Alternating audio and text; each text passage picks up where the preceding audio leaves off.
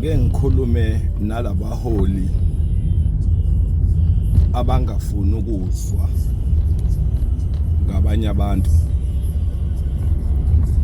Labaholi ekuncamela ukuthi emabandleni abo kushumayele bona bodwa ngoba bona bafuna ukushunyayezwa.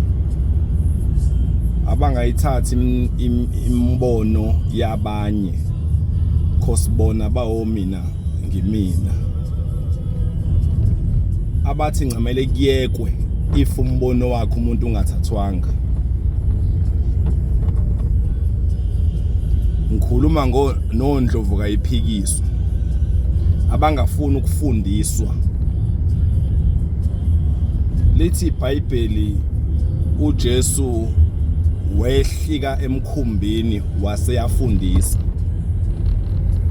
Uma siqhubeka nalo iBhayibheli lithi abantu uJesu abafundisile wayesebanika izixelelo zezulu ekugcineni. Uma ungumholi ungafisi ukufundiseka ufundisa bani wena? Uma umholi uzonda ukutshelwa utshela bani wena? Leli bandla olifake weni yini?